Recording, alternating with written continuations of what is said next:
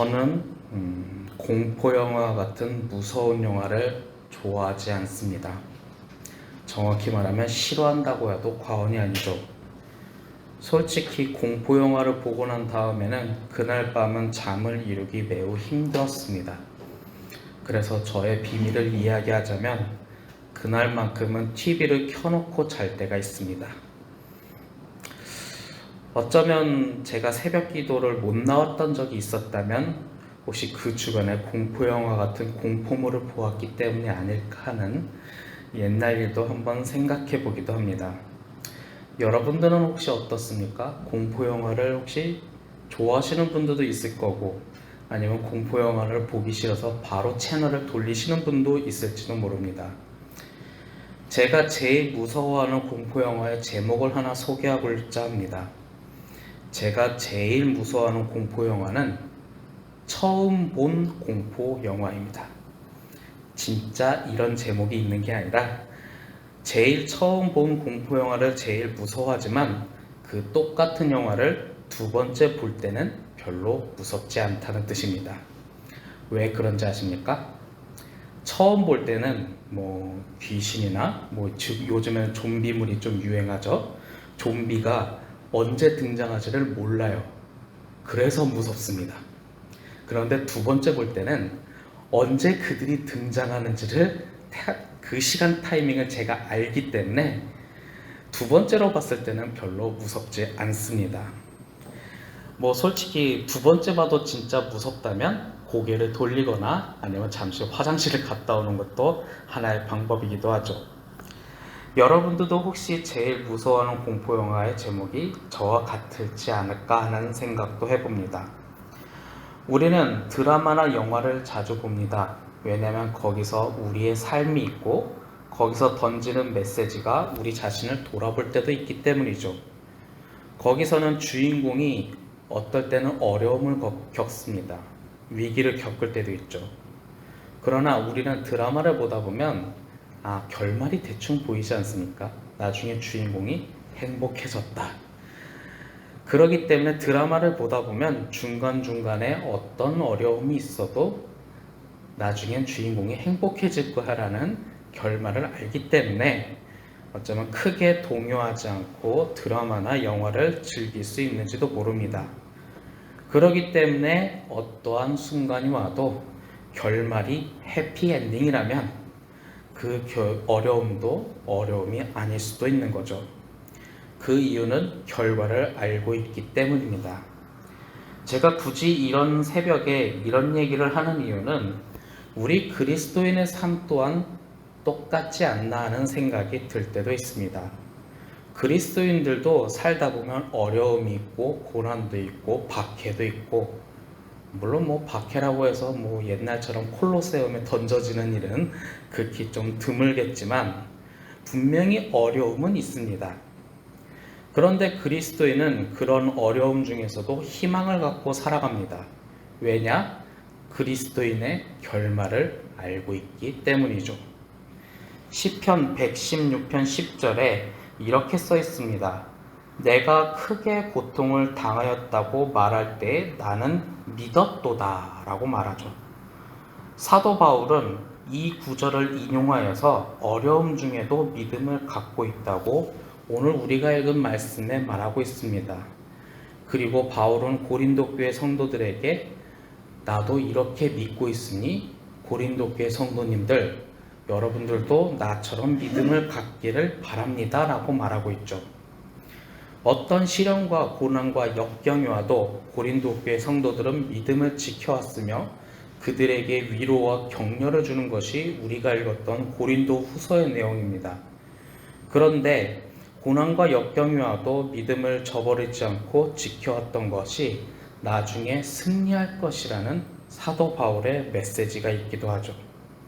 그렇다면 나중에 승리한다는 그 바울의 한마디는 무엇을 말하고 있는가 하면 고린도 후서 4장 14절에 보면 승리할 것이라는 믿음은 하나님께서 고린도 교회 성도들을 다시 살리실 것이라는 부활신앙에 기초하고 있다는 것을 우리가 생각해 볼 필요가 있습니다. 부활신앙, 말 그대로 죽었다가 다시 살아났다라는 뜻을 갖고 있죠. 그리고 그것을 신앙으로 말한다는 것은 우리는 그것을 향해서 나아가고 있다는 것을, 그것을 목표로 인해 우리가 주님을 붙잡고 나아갈 수 있다는 사실이죠. 이것은 굉장히 중요하다고 저는 생각합니다. 어쩌면 우리 기독교는 부활신앙이라고 말할 정도로 이것이 굉장히 중요하죠. 여러분들에게 한번 질문을 던져보고자 합니다. 이 세상에서 가장 크고 가장 어려운 고난이 무엇인지 아십니까? 인간은 아무리 어떤 어려움이 자신의 과학기술과 문명으로 어쩌면 단결된 힘으로 극복했던 적은 있을지도 모릅니다. 예를 들어서 전쟁이 일어났는데 전쟁이 일어나면 안 된다라는 서로 간의 평화의 연대로 인해 그 전쟁을 막았던 적이 있었다고 한번 봅시다. 그러나 전쟁보다 가장 큰 고난이 있습니다. 바로 죽음이죠. 인간은 아무리 발버둥 쳐도 그 죽음을 이겨낸 사람은 없습니다. 물론 우리가 어떤 사람들의 이야기를 듣다 보면 죽었다가 다시 심정지가 다시 심장을 띄었다라는 얘기도 들릴 때가 있지만 그 사람도 언젠가는 죽었고 그리고 그 사람도 언젠가는 장례를 치렀습니다. 그러나 이 죽음을 이겨낼 수 있는 것이 바로 부활신앙이고, 그렇기 때문에 그리스도인들은 고난 속에서 이런 나중에 최후의 부활의 신앙, 이것을 갖고 결말을 알기 때문에 희망을 갖고 살아갈 수 있습니다. 그런데 이 부활신앙을 그저 그냥 소문으로 들은 것이 아니라 실제로 누군가가 했다더라 라는 것이 확진적으로 다가온다면 우리는 그걸 더욱더 확실히 믿을 수 있죠. 그럼 그 이전에 누가 했냐? 바로 예수 그리스도께서 하셨다는 거죠. 예수님께서 이미 고난 속에서 승리하셨기 때문에 우리가 예수님을 따라 살아간다는 것 자체가 우리 또한 예수님의 승리가 우리의 승리가 될 수 있다고 성경은 말하고 있습니다. 유대인들은 자신의 국가와 터전인 바벨론에게 멸망을 당했습니다. 이후 70년 동안 패배자의 삶을 살았죠. 전쟁에서 졌으니까요. 그런데 70년 후에 그들은 믿음의 터전을 회복했습니다. 우리나라가 일제 한 36년이라고 하는데 36년 동안 일제시대를 좀 생활했지 않습니까? 그런데도 가끔 대한민국은 지금은 좀 덜하지만 일제시대가 끝나고 난 다음에 일본 문화가 살짝 혼재돼서 정체성이 좀 살짝 헷갈렸던 시절도 있고, 지금은 잘 쓴 걸 못 봤지만 제가 옛날에 직장 생활했을 때 일본어 용어를 가지고 현장에서 사용하는 것을 자주 보기도 했습니다. 제가 분명히 교과서에서는 이거라고 배웠는데 왜 현장에서는 딴 용어를 해서 이 용어가 어디서 나왔나 봤더니 알고 보니까 일본어였더라고요. 이건 저처럼 어쩌면 우린 70년의 약 절반 정도 되는 세월 동안 우리 민족의 정체성을 잃어버렸는데도 우리는 그 정체성이 헷갈리기도 하는데, 유대인들은 그 36년의 2배 정도 되는 70년 동안의 시간이 지난 다음에도 그들의 정체성을 회복했습니다. 왜 그랬을까요? 그들은 패배자의 삶을 살아갈 때 회복될 것이라는 결과를 믿고 있기 때문에 그들은 패배자의 삶 중에서도 희망을 갖고 살아간 것입니다. 아쉽게도 우리 일본 일제시대 때는 우리는 독립하지 못할 거야 라는 그 절망 때문에 어쩌면 희망이 아니라 절망으로 정체성을 서서히 잃어갔는지도 모르죠. 이런 것처럼 최후에 승리하고 회복될 것이라는 확신은 어쩌면 세월이 70년, 100년이 돼도 우리의 정체성, 그리스도인이라는 이 자부심을 끝까지 지켜갈 수 있는 원동력이 되기도 합니다. 로마서 8장 37절에서 바울은 그리스도를 말미암아 우리가 이겼다라고 이야기를 합니다. 이는 믿음으로 살아가는 고린도 교회 성도들에게 믿음으로 살아갔을 때 우리는 승리할 것이다 라는 확실한 고백을 하게 만듭니다. 또한 요한복음 16장 33절에서 예수님은 유명한 말씀을 하셨죠. 세상의 환난 중에 담대하라. 내가 세상을 이겼다. 이것 또한 예수님의 이 말씀이 우리에게 용기를 주고 있습니다. 세상의 환란 속에, 어쩌면 공포영화 속에 나왔던 그런 위기감 속에 있어도 예수님의 승리가 바로 우리의 승리, 그래서 예수님의 승리가 남의 승리가 아니라 바로 우리의 승리가 되기 때문에 우리는 담대하게 승리하고, 어쩌면 어렵고 힘든 순간에도 우리는 희망을 갖고 살아갈 수 있는 거죠. 그렇기 때문에 그리스도인들은 이미 승리한 영적 전쟁을 진행 중에 있다고 볼 수 있습니다.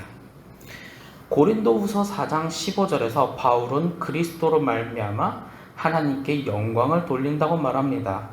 우리의 고난은 이미 승리한다는 결과를 알기 때문에 우리는 승리하여 하나님께 영광 돌릴 수 있고, 승리하면 전리품을 주군에게 갖다 바치는 그런 것처럼 하나님께 영광 돌릴 수 있는 것을 담대하게 고백하고 있습니다. 우리가 읽었던 고린도후서의 말씀은 바울이 고린도 교회 성도들에게 믿음으로 살아가라는 위로와 격려를 주고 있습니다. 그러나 이 말씀이 2000년이 지난 지금 오늘 우리에게 들려지는 것은 고린도 교회 성도들에게만 주어지는 위로와 격려가 아니라 바로 우리에게 주어지는 위로와 격려이기도 합니다. 여러분들도 삶의 터전 속에서 살다 보면 믿음으로 살아가는 것 자체가 어쩌면 세상 사람들은 미련하다 할지도 모릅니다. 그래서 우리는 지고 있는 싸움을 계속하는 것지도 모르나 우리는 최후의 승리합니다. 왜냐? 예수의 부활이 우리와 함께하기 때문입니다. 그러니 오늘 기도할 때 그러한 승리를 확신하는 믿음의 고백을 할 수 있기를 간절히 소망합니다. 고린도후서 또한 이어서 고린도후서 4장 16절을 보면 바울은 낙심하지 않는다라고 합니다. 낙심하지 않는다라고 하면서 어려움 중에 바울은 우리의 속사람이 새로워진다라고 이야기를 하죠. 여기서 집중하는 것은 낡아지는 겉사람이 아니라 바울은 새로워지는 속사람에 집중하고 있습니다. 이것은 믿음으로 승리하는 사람이 그래 나는 믿음으로 승리할 거야. 근데 그 삶이 낡아지는 겉사람, 예전과 패배자 같은 예전의 삶을 살고 있다면 이 승리한다는 이 결과는 계속 뒤로 미뤄질 것이며, 어쩌면 드라마 속에 있는 주인공의 삶이 낡아지는 겉사람의 삶을 계속 살아간다면 어쩌면 결말이 나지 않는 드라마가 계속 방영되고 있는지도 모릅니다. 이것은 우리가 세상 속에 있는 드라마 속에서도 나오는데 나중에 최후의 주인공이 행복해지기 위해 중간중간에 어려움 속에서 변화되고 성장하는 부분이 있습니다. 그것은 우리에게도 마찬가지죠. 그래, 우린 이길 거야. 그러니까 아무것도 하지 말자. 이건 아니라는 거죠. 우리는 최후에 승리하기 때문에 이전과는 더 성장하는 믿음으로 살아가도록 우린 노력해야 합니다. 물론 살아가다 보면 예를 들어서 믿음을 수치화한다는 것은 조금 어불성설하지만, 어제 내가 80점짜리 믿음으로 살아갔으니 오늘은 내가 90점짜리 믿음으로 살아야 돼. 하지만 하다 보면 어제는 80점짜리 믿음으로 살았지만 오늘은 70점짜리로 했네. 그렇다고 해서 좌절하는 것이 아니라 그래, 다음에는 좀 더 성적을 올려보자. 좀 믿음을 수치한다는 것이 조금 그냥 제가 예시로 한 것이지만, 우리가 이렇게 살아가기 위해 더욱더 새로워지도록 노력해야 한다는 거죠. 내가 오늘 이 순간에 믿음으로 살아가는데 실수한 것이나 어쩌면 부족한 것이 있다면 내일은 좀 더 멋지게 살아보자. 이렇게 결단하고 나아가는 것을 사도 바울은 말하고 있습니다. 그렇기 때문에 고린도후서 4장 18절에 보면 바울은 그리스도인이 잠깐의 만족이 아니라 이렇게 영원한 삶을 살아가라고 격려하고 있습니다. 그저 잠깐의 만족으로 그래 나는 승리할 거야 아무것도 하지 말자 라고 하는 것이 아니라 그래 나는 승리할 것이니 영원히 이제 나의 삶을 서서히 더 하나님이 기뻐하시도록 변화시켜보자 라는 것이 바로 우리가 그리스도인의 삶을 살아가는다는 거죠. 오늘 말씀은 바울이 고린도 교회 성도들에게 어려움 중에 낙심하지 말라라고 이야기하고 있습니다. 왜냐? 승리할 것이니까. 그러니 너희들은 승리의 삶을 살아갈 것이니 패배자처럼 살지 말고 승리자처럼 새로워지는 속사람으로 살라라고 이야기를 합니다. 그렇다면 오늘 말씀에 비춰봐서 여러분들 자신을 한번 돌아보기를 바랍니다. 어제 얘기했던 것 같은데 저는 집에 나올 때 전신 거울이 있습니다. 강제 구매를 당했지만 그래도 내가 샀으니 집안에 지금 나올 때마다 내 자신을 바라볼 때가 있습니다. 이것은 어쩌면 우리가 성경을 거울 삼아서 내 자신을 바라볼 필요가 있습니다. 우리는 어떤 사람입니까? 그리고 어떻게 살아가는 것이 옳을까요? 그에 대한 해답은 성경을 통해 생각해보며 오늘 기도하면서 그 해답을 찾아볼 수 있기를 원합니다. 그럴 때 우리는 그 해답 속에서, 주님이 주시는 해답 속에서 오늘 하루를 믿음으로 승리할 것이며 바로 이 땅 가운데 세상 속에 하나님 나라를 증거하며 살아가는 여러분들이 될 것입니다. 그렇게 살아가는 저와 여러분들이 될 수 있기를 간절히 소망합니다. 기도하겠습니다. 사랑의 하나님, 참으로 감사합니다.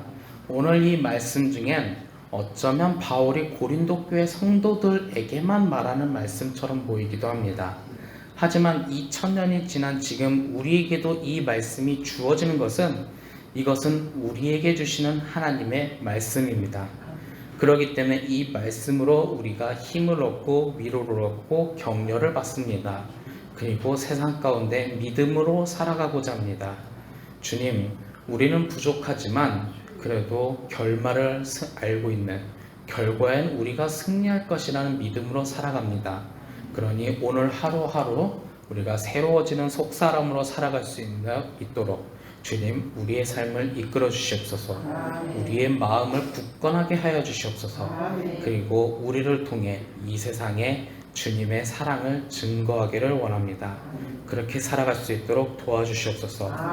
또한 주님 앞에 예물을 드렸습니다. 1000번째 드렸습니다.